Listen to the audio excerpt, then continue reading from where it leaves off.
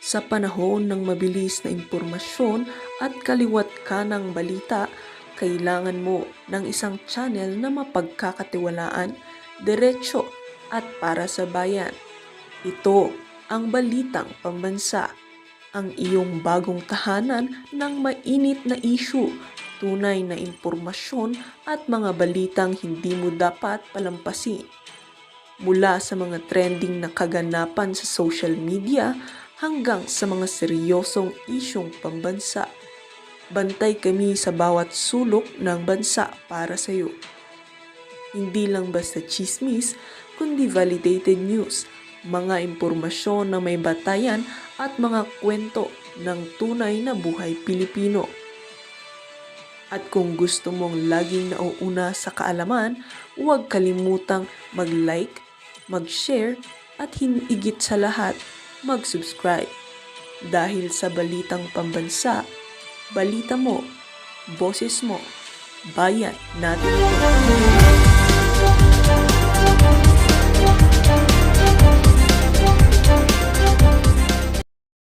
Dante Marcoleta would like to interpolate a good sponsor. Senator Dante Marcoleta is recognized. Thank you. Maraming salamat, Mr. President. Pwede po bang makapagtanong ng mga ilang katanungan lamang, Your Honor, para po sa ikababatid pa ng ilang mga bagay-bagay patungkol po sa inyong privilege speech? Gladly po, Mr. President, sa Ginoo mula sa Pampanga at Tarlac. Salamat po. Noong nakaraang linggo po, Mr. President, ako po ay inimbitahan ng bagong ambassador ng China doon po sa kanilang embassy na parang residente rin dito sa Makati. Ako naman po ay nagpaunlak sapagkat ipinadala po nila yung invitation sa akin. Isa po sa napag-usapan namin, Mr. President, ay kung paano po natin talaga magawa ng paraan na mawala po yung pag-iiringan, pag-aawayan at sana ay ma-stabilize po natin, ma-de-escalate po yung nangyayari po sa ngayon sa pagitan ng ating dalawang bansa. Ang sabi ko po sa kanya, Mr. President, ganun din po ang pakay ng aming bansa. Sino naman kako ang papayag naman na sa araw-araw kako na ginawa ng Diyos sa atin ay puro na lang kaguluhan ang nakikita. Hindi magiging pabor sa atin at sa ating mamamayan. Ang sabi po niya sa akin, Mr. President, na ito po ay gusto ko rin ibahagi sa ating Honorable Risa Ontiveros, Senator Ontiveros, ay yung kanilang kagustuhan talaga maisantabi natin. Yung dispute ngayon. Ang sabi ko sa kanya, bakit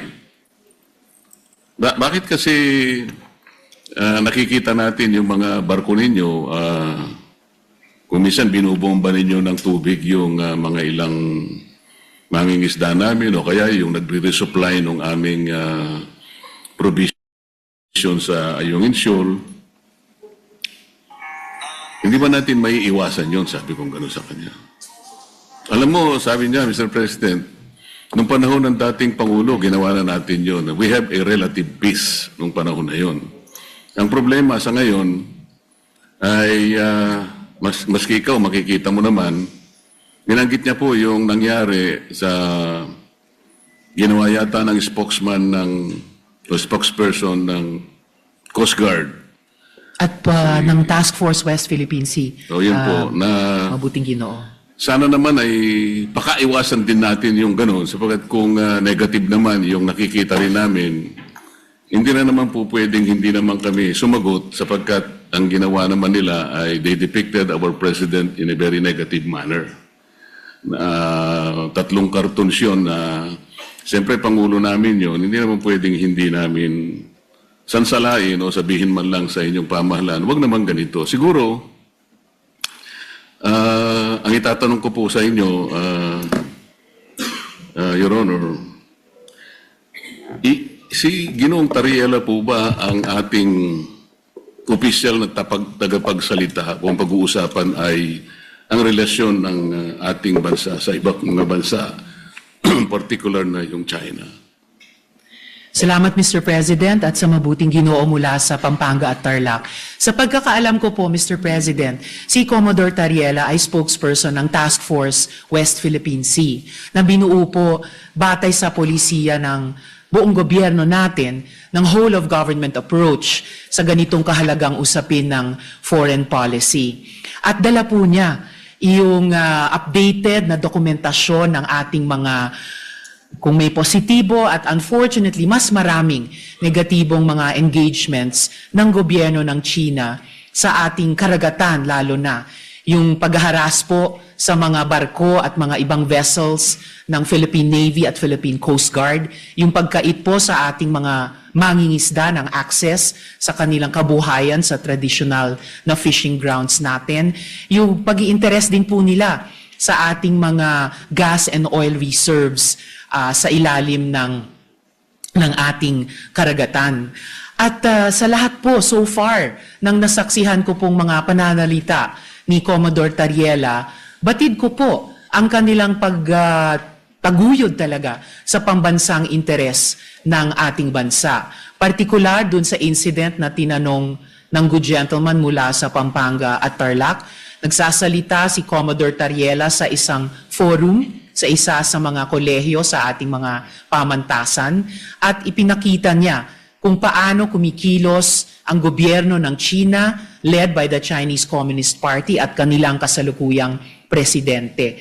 Kung pagpapakita lamang po ng visuals para gawing mas dramatic o graphic para sa mga estudyante, aba po, matagal na pong nanguna ang gobyerno ng China sa ating bansa at sa ating gobyerno, pati po sa iba't ibang mga opisyal ng ating gobyerno.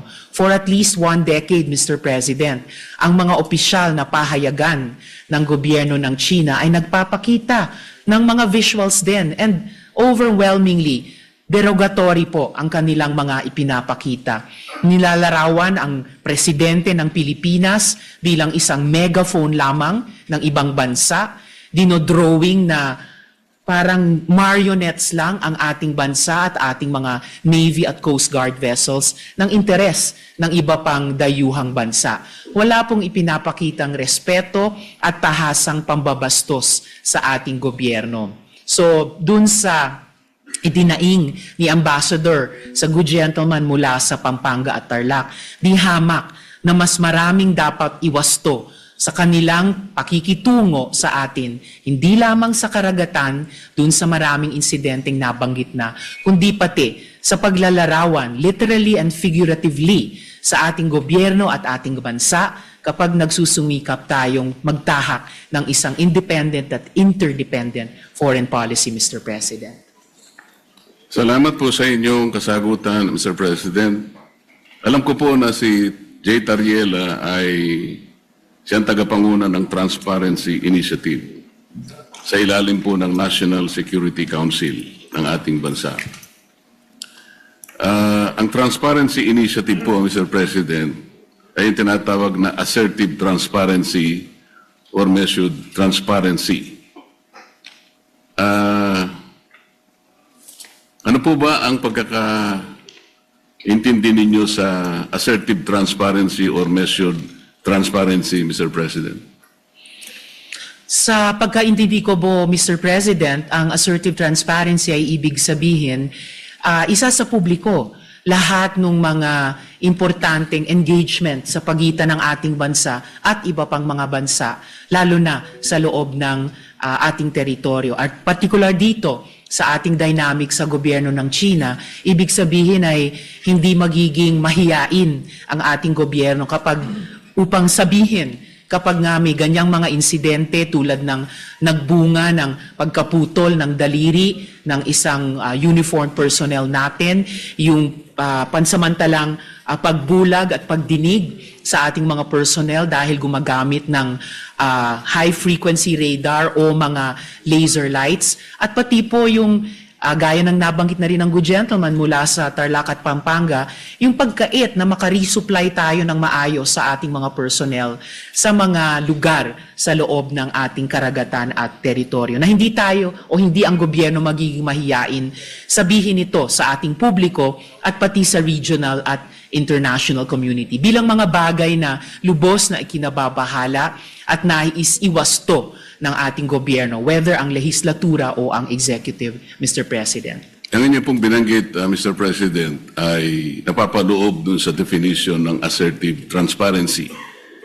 Ngunit kung inyo pong isasaalang-alang, Mr. President, yung assertive transparency, ito po yung merong strategic objective na sa bawat balita na ating isa sa publiko o ipapaalam sa ating mga kababayan, ay kinakailangan meron tayong kaparaanan para sa ganun ay matiyak natin na ang ating paglalahad o pagbibigay ng impormasyon sa publiko ay hindi magiging cause ng panic o kaya ay maaring mamisinterpret ng publiko. Ibig sabihin, meron pong kaakibat na responsibilidad na maiwasan natin ang hindi pagkakaunawaan. Kasi pag nagkaroon po ng misinterpretation, lalo pong lalala ang isang maliit na problema. Yun nga ang nangyayari po sa atin ngayon, Mr. President, papalaki ng papalaki.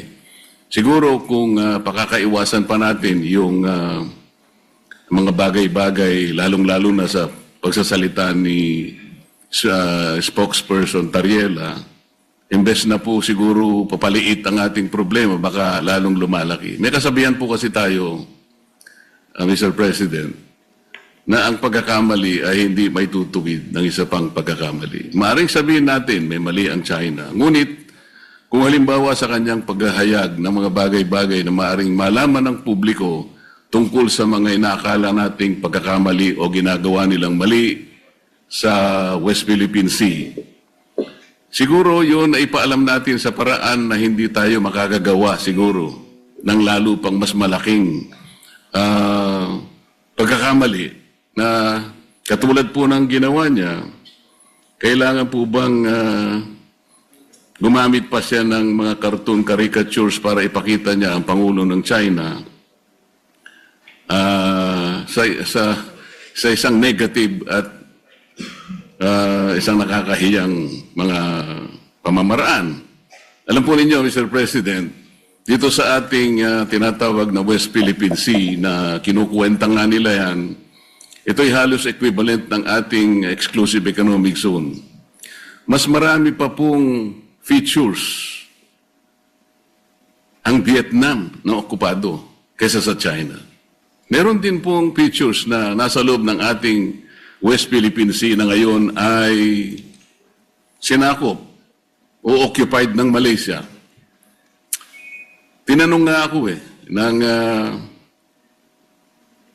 Chinese ambassador, sana man lang o kaya gusto naming mangyari kung paano nyo pinakikitunguhan naman ang Vietnam sapagkat claimant din naman sila, pare-pareho tayong claimant. Sana hindi naman yung paraan na parang kami masyado naman kaming kontrabida. Yung Malaysia, nandun din naman. Pagpupunta rin naman yung barko ninyo doon, tinataboy din naman kayo. Totoo naman po yun, Mr. President. So, sa ganito pong mga sitwasyon, kaya ko po naitanong kanina, Mr. President, kung si Ginong Tariela ang pinaka-spokesperson ng ating bansa, kung pinag-uusapan ay foreign relations. Kasi po, ito po, sa sarili po niyang statement, doon sa kanyang panel discussion organized by Strat-based ADR Institute, ganito po yung sinasabi nila, Mr. President. Not every event in the West Philippine Sea is openly released to the public. The info must first go through the Information Working Group. Ito po ay kinabibilangan ng mga sumusunod, Mr. President, DND, AFP, DFA, DOJ, National Security Council at saka yung PCG, yung Philippine Coast Guard. Ito po yung National Task Force sa West Philippine Sea. Kapag ka po yung IWG, ito po yung, ay na-process na po yung information at nagkaroon ng desisyon na i-release, tsaka lamang po i-release. Ibig sabihin po nito, talagang pinakaiingatan din natin na kahit paano ay makagawa tayo ng diplomatic kings or whatever. Ganun po dapat sana ang magpakaingat sana sila. Lalong-lalo na nga po ay meron na nga tayong problema. Karaniwan po kasi sa mga bansa na merong ganitong disputes. Kagaya po ng sinasaad po ng ating Book 4, Title 2, Chapter 1 ng ating Executive Order 292, Mr. President. Ito po yung tinatawag nating Administrative Code of the Philippines. Pagka pinag-uusapan po ay foreign relations talaga, ay ang Department of Foreign Affairs ang dapat po sana ang opisyal na magpapaliwanag o magko-convey ng ganong klaseng pagpapaliwanag o anumang gustong i-convey sa ating mga karatig bansa. Ginoong Pangulo, masasabi po ba natin na si Ginoong Tariela ay nakikipag-coordinate sa bawat salitang bibitawan niya sa publiko, lalong-lalo na yung sinasabi niya na kailangan informahan ng public? Kiniklear po niya kaya ito sa Department of Foreign Affairs, gayong ito ang official organ ng ating pamahalaan. Para sa ganun ay maiwasan po natin ang lalo pang pagkakamali.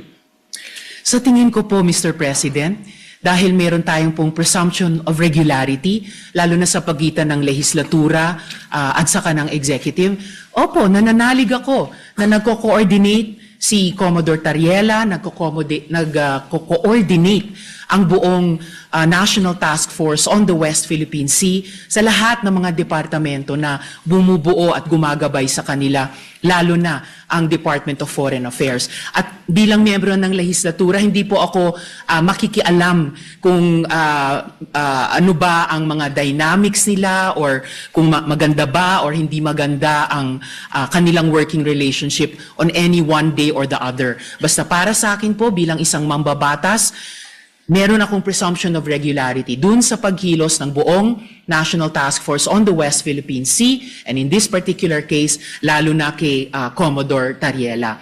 And i-shift po natin o lakihan po natin yung magnifying glass na meron po tayo ngayon. Ang problema po ay hindi kay Commodore Tariela.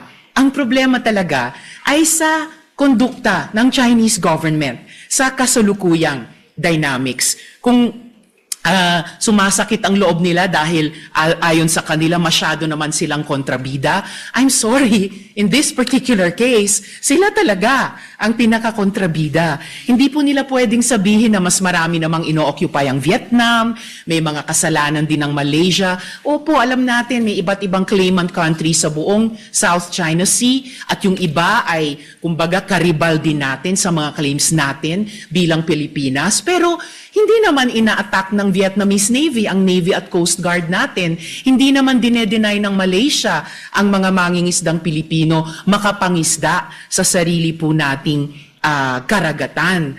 At I beg to disagree, Mr. President, with all due respect sa Ginoo mula sa Pampanga at Tarlac. Ang pinag-uusapan po natin at ang pinagmumulan nitong mga malalim na pagkabahala natin, hindi po ito maliit na problema. Napakalaking problema po nito. Isa sa malaking problema natin sa ngayon. At ayaw nating magpanik, ayaw nating mag-misinterpret. Pero saan ba nagsisimula ang maaring ikatakot? Saan ba nagsisimula ang hindi lang maaring, kundi nagigit talagang pagmumulan ng hindi pagkakaintindi? Yun po, in largest part, dahil sa kondukta ng Chinese government laban sa atin, lalo na sa karagatan, at ngayon, gaya po ng nabanggit ko kanina, pati na po sa internet, na kumbaga, sila nga ay nagiging problematic sa atin, gusto man natin pareho na lutasin ito, pero bukod sa ginagawa nila sa atin sa ating laot, sa Navy, Coast Guard, mga mangingisda, sa ating buong sambayanan, gusto pa nila patahimikin kapag may mga pinuno ng gobyerno sa executive man o dito po sa legislature na magrereklamo. Ang tawag ko po dyan, Mr. President, sa ugali ng Chinese government, gaslighting. Sila na nga ang gumagawa ng mali, mamasamain pa nila kapag pinuna ng ating panig, ng ating gobyerno, tayo pa ang may kasalanan at sila pa ngayon ang biktima. Classic gaslighting behavior po yun. Napaka negative na psychology yan kung sa individual na tao po or kung sa interpersonal na mga relasyon. And dapat huwag gagawin yan, huwag gagamitin yung ganyang cheap tactic nila. Lalo na po sa foreign relations, lalo na kung totoong gusto nilang lutasin natin ng maayos ang hindi maliit, kundi napakalaking problema nito, Mr. President. Mr. President, sa tanong ko po kanina kung ikinukonsulta ni Ginoong Tariela sa DFA ang kanyang mga ginagawa at pagpapahayag sa publiko, at ang sinagot po ay siguro naman po, maaari sapagkat yung pong presumption of regularity. Alam po ninyo, nakausap ko ang mismo ang Secretary of the Department of Foreign Affairs. Hindi po siya nakikipagkonsulta. Sa totoo lang, sa tansya ko po, nung nag-uusap kami, ayaw din po ng DFA yung ginagawa ni Ginoong Tariela. Nahihirapan nga po sila. Yun ang pagkakasabi sa akin. Dahil imbes na makatulong sa kanilang gawain at sa kanilang responsibilidad na panatilihin natin, yung gawin ba nating kahit na medyo mahirap.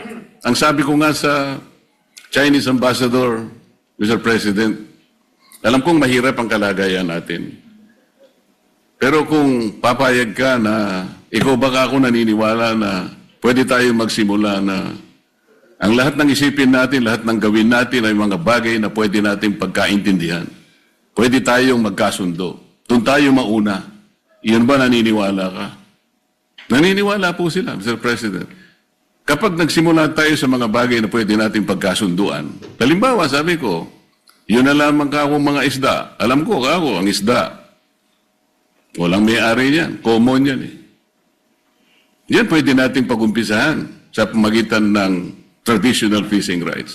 Sapagkat yung prinsipyo niyan, sabi kong ganyan, although it is covered by international law, hindi ka ako pinag-uusapan dyan ng teritoryo.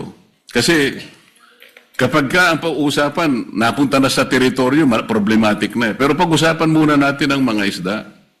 Sabi ko sa kanya, Sir President, nagawa ninyo sa Vietnam, nagkaroon kayo ng gulo dyan. Pero bakit nyo nagawa? Nagkaroon kayo ng agreement na partisyon nyo ang isang sukat ng karagatan doon sa Tonkin Gulf sa Vietnam. Nakagawa rin kayo ng ganyang klaseng pag-uusap at kontrata sa pagitan ng inyong bansa at ng Vietnam. Tungkol sa isda rin. At kahit maigting ang labanan ninyo sa pagitan ng, ng Japan at ang bansa ninyo, nagawa nyo rin sa Japan.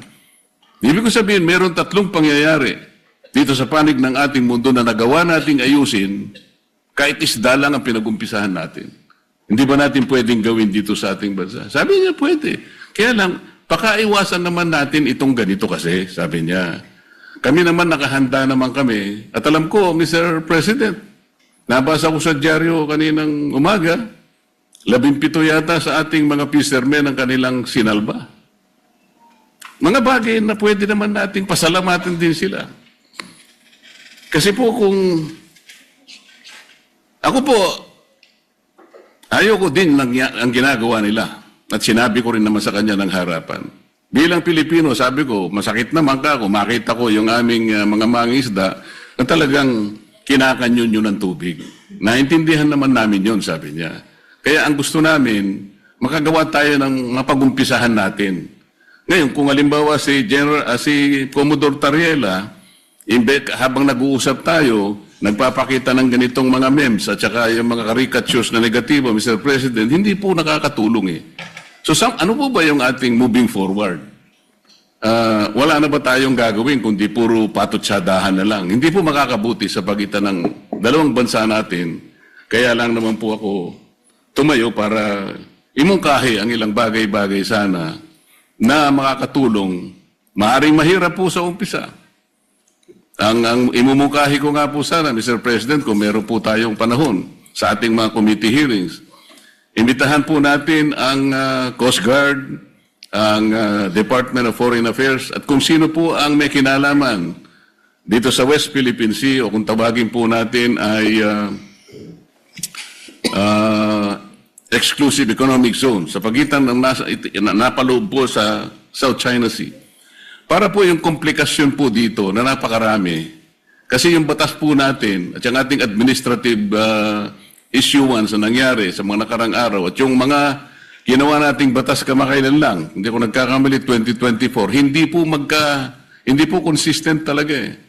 Lilitaw po meron tayong mga bansa, meron po tayong mga features na inoccupy natin. Labas po sa ating exclusive economic zone. Ipakikita po natin yun.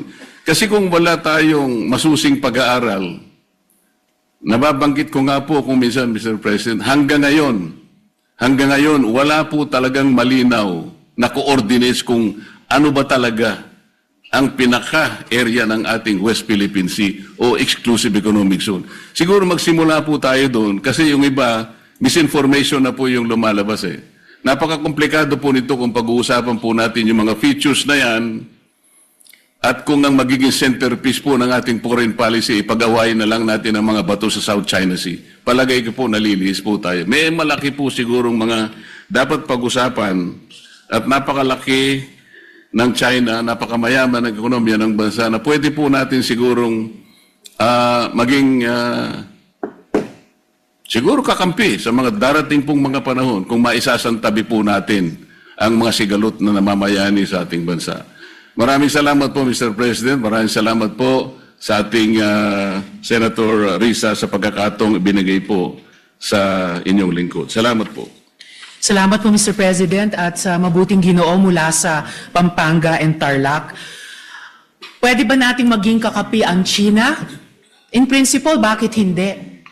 Pero pwede ba nating maging kakampi ang China kung ipagpapatuloy niya ang pinaggagawan niya sa ating karagatan, sa internet, at nagsimula na siya, laban na sa mga opisyal ng ating gobyerno, both sa executive at sa legislature.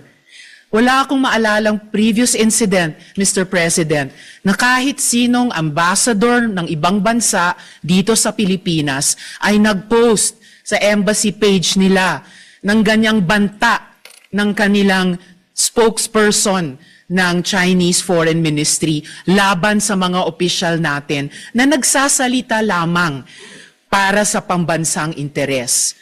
Pati kay Senator Erwin, meron na po silang post na Mr. Senator. Bukod kina Commodore Tariela, Senator Kiko, Representatives Chel at Laila, at sa akin din po. Pwedeng maging kakampi kapag itinigil yung ganyang mga gawi ng isang hindi kakampi, mga gawi ng isang hindi kaibigan. Pwedeng maging kakampi. Hindi simpleng isa-isang tabi yung sigalot na sabi nila tayo ang may kagagawan, na kapag nagreklamo tayo, tumutol tayo sa kanilang maling gawi sa ating Navy, Coast Guard, mangingisda, bayan, sasabihin nila, masyado naman kayo isa-isang tabi niyo yan. Hindi po. Yan ang gustong mangyari ng isang bully tulad ng gobyerno ng China, na hindi sila maging accountable sa ginagawa nila sa atin at simpleng iaatras natin ang ating pagreklamo. Wala pong bully, whether sa playground o sa rehiyon o sa mundo, na nagrespeto sa binubuli niya, liban kung tumindig ang binubuli niya. At yan po ang ginagawa ng ating bayan, yan po ang ginagawa ng ating mga opisyal na ngayon nilalait-lait po ng Chinese government at ng embahada pa nila dito. Taliwas po sa mga obligasyon nila sa ilalim ng Vienna Convention on Diplomatic Relations. And again, Mr. President, in closing, I would like to take strong exception. Hindi po patutsada. Hindi po patutsada ang ginagawa ni Commodore Tariela. Hindi po patutsada ang ginagawa ni na Senator Kiko, Senator Erwin, Representative Chel, Representative Laila, ako at dumadami pang mga Pilipino. Hindi po patutsada lang yan, Mr. President. Yan po ay seryoso at marubdob at sa kaso ni Commodore Tariela, matagal